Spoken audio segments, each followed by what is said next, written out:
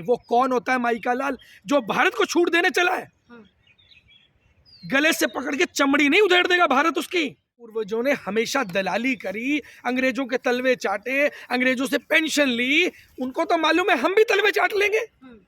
उन्होंने तो तलवे ही चाटे हैं और अब भी अगर तलवे ही चाटने हैं उनको इसके अलावा कुछ नहीं। उसका होता है जिसका कोई मान होता है, जिसका मान ही ना बचाओ, जिसने देश का मान मिट्टी में मिला दिया उसका मान होता है। जिस व्यक्ति ने देश को मिट्टी में मिला दिया, देश को खत्म कर दिया, तबाह कर दिया, बर्बाद कर दिया, देश के युवाओं का रोजगार खा गया, देश को पूरी बर्बादी की कगार पे लाके खड़ा कर दिया, उसकी आप बात करके उसका सम्मान है आपको? मतलब इतना क्या आपने ऐसा गुनाह कर दिया, क्या ऐसा आपने कांड कर दिया कि आज की तारीख के अंदर चूं बोलने में आपकी जान निकल रही है? आप चूं तक नहीं बोल पा रहे हैं। तो मोदी जी बोले तब भी दिक्कत, मोदी जी ना बोले तब भी दिक्कत। मोदी जी क्या बोल रहे हैं? मोदी क्या खी ये कर रहे हैं मोदी जी?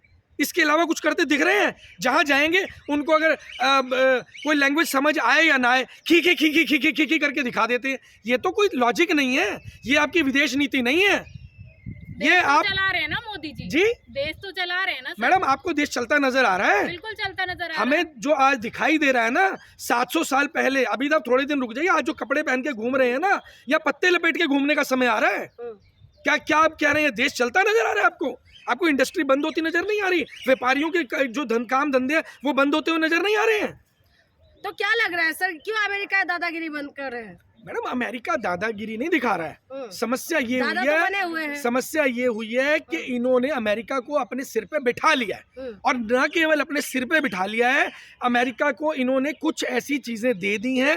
अब न जाने के एप्स्टीन आइलैंड पे कुछ कांड हुआ है, या इजराइल के अंदर कुछ ऐसा कांड ही करके आए हैं जहाँ पर मतलब न जाने वो शब्द हमें यहाँ कैमरे पर लेते हुए भी शर्म आ रही है कि न जाने ऐसे कौन कौन से पाप ये करके आए हैं, जिन पापों की सीडी अमेरिका के पास है। तभी तो वो बार बार बोल रहा है कि मैं चाहूं तो चुटकी बजाते ही नरेंद्र मोदी को खत्म कर दूंगा, चुटकी बजाते उसकी राजनीति खत्म कर दूंगा।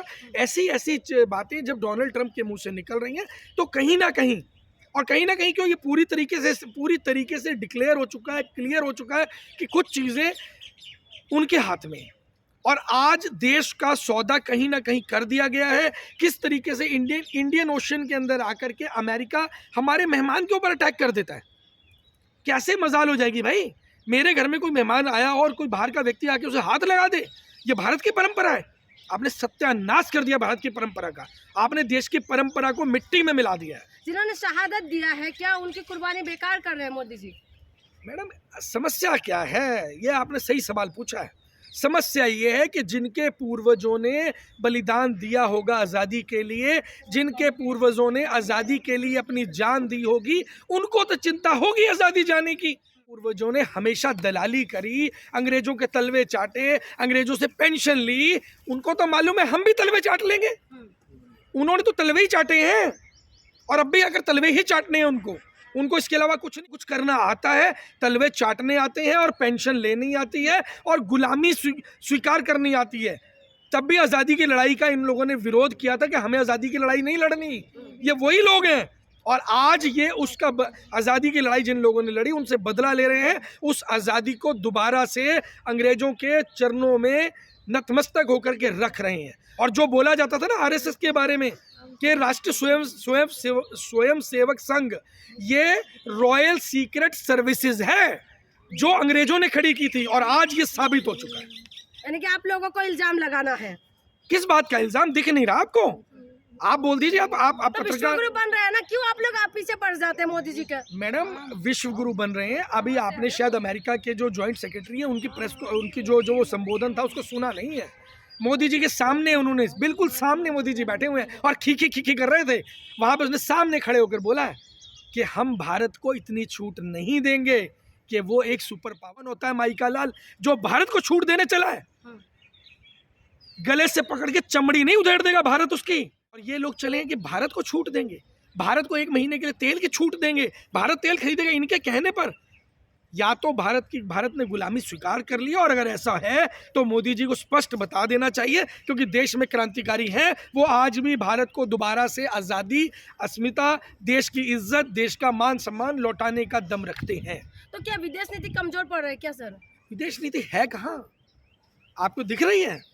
हमें तो नजर आ गई ये कौन सी विदेश नीति है जिसके गले पड़ते हैं ये पत्रकार महोदय ऐसे बुलाएंगे और ऐसे ऐसे ऐसे ऐसे बस यही गले गले पड़ेंगे। ये विदेश नीति है।